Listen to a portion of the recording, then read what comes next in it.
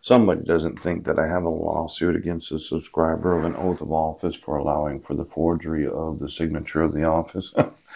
And I just thought, well, there might be something in here. Now, let's see here. Reciprocity, mutual bilateral action.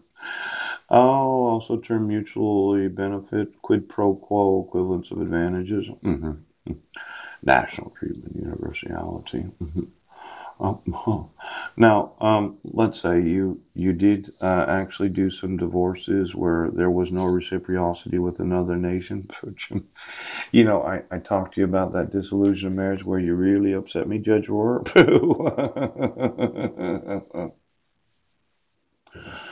The United States is such a nice nation, but there's probably, okay, agreements with other nations that they don't have about divorcing those that are not actual citizens of the United States.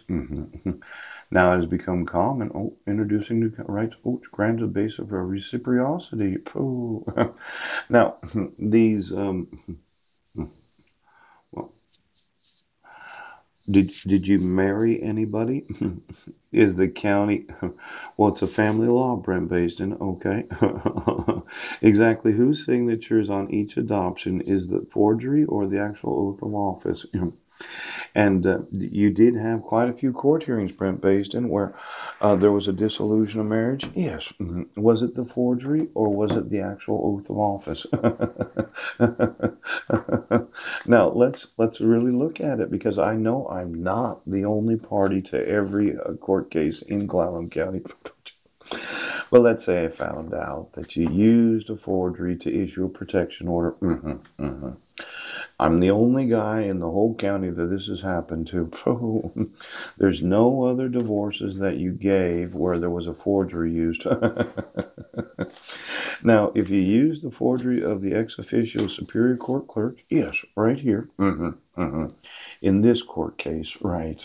I'm thinking this is her actual signature, but I can get a copy of her oath. In fact, I might have a copy of her oath on my drive. Pooch. And then you said, well, I don't like that person, and I don't like this person, and I don't like that person. Pooch. And what we're going to do is we'll just use forgeries whenever we want. Now, the subscriber that was getting sued for just this one forgery, yes, he's getting sued for every forgery. Now, well, it's kind of a difficult thing when you marry somebody or you divorce somebody.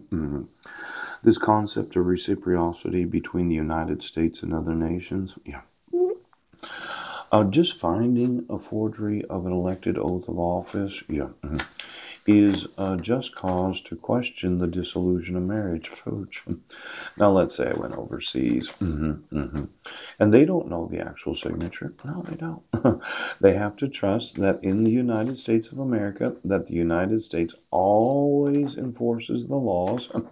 Because I decide to say, well, I'm still married. And they're like, no, we issued a dissolution of marriage. And I'm like, well, you used a forgery to do that. Now, it could be that you're not getting sued for just one forgery. Ooch, subscriber. Oh, Superior Court judges. Ooch, you're getting sued for every forgery of every individual elected to office where you subscribed their oath. Now, what was a very painful $1 million lawsuit could become a multi-billion-dollar lawsuit if any of the documents that you had actually signed were enforceable because of reciprocity agreements. Now, this whole dissolving of a marriage, any Canadians get divorced in Clallam County? Yeah, right. Now, you didn't want me to motion the court because, as I see it, Mr. Calgill, this remedy that you said I have.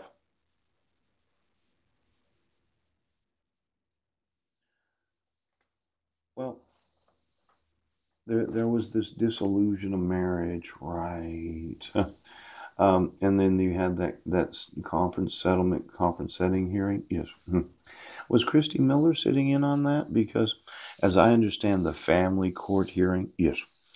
That person elected to office sits there, yes, and authenticates the actual court proceedings. Pooh. Now, temporary order, ooch. Settlement, conference setting, hearing, yes. And then, oh, look at 10-5, Brent Based, and was it Christy Miller, the elected oath of office? Or was it somebody else that signed it?